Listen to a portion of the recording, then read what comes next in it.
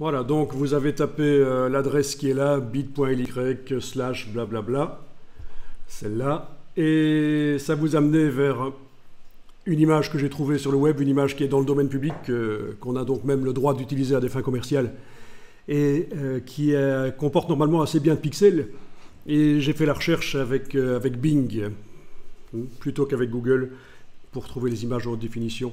C'est plus facile de nos jours. Donc l'image que vous avez téléchargée, vous l'ouvrez dans Photoshop.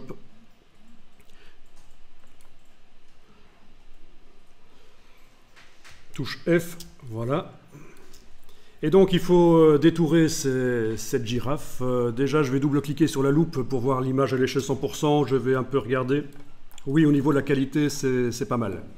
Alors si vous deviez détourer cette image... mais c'est assez marrant parce que le dessus de la girafe, il est sur un fond assez uni.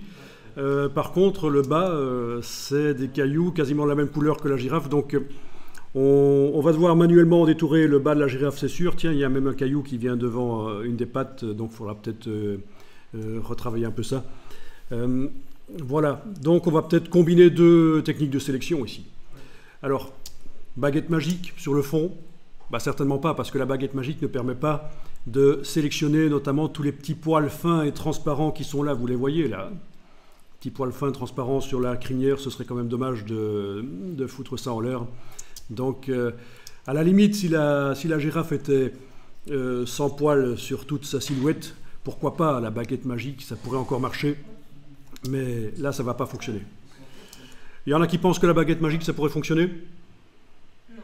Bon, donc on va pas tester pour prouver que ça marche pas.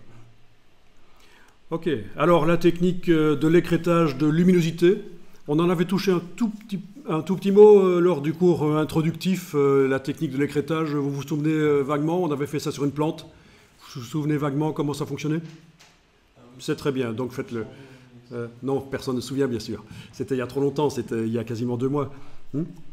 C'est ça, première chose, il faut aller voir dans les couches, pour bien faire, dans quelle couche la girafe se détache le mieux de son fond en silhouette. Donc, menu fenêtre couche. Menu fenêtre couche, voilà. Je vais ici agrandir les vignettes bêtement en allant dans le menu de la palette des couches, option de panneau. Voilà.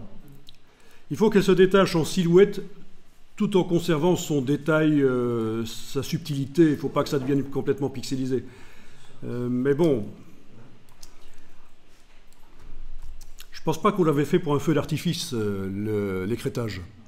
Vous allez voir, pour le feu d'artifice, c'est crucial de bien choisir, et ce n'est pas toujours évident lequel choisir. Ça dépend quel aspect on veut donner au feu d'artifice. Est-ce qu'on veut garder uniquement la lumière, ou est-ce qu'on prend les nuages lumineux qui sont autour lors de l'explosion du feu d'artifice? En tout cas, voilà, ici vous avez les 3 couches rouge, vert, bleu. Ce sont des quantités de lumière rouge, vert, bleu, ce sont les couches constitutives de l'image, vous êtes au courant. Techniquement, il est possible de les mettre en couleur. Ça ne se fait pas en fait, hein. C'est juste pour les débutants que ça peut se faire. Alors où est-ce que ça se passe encore?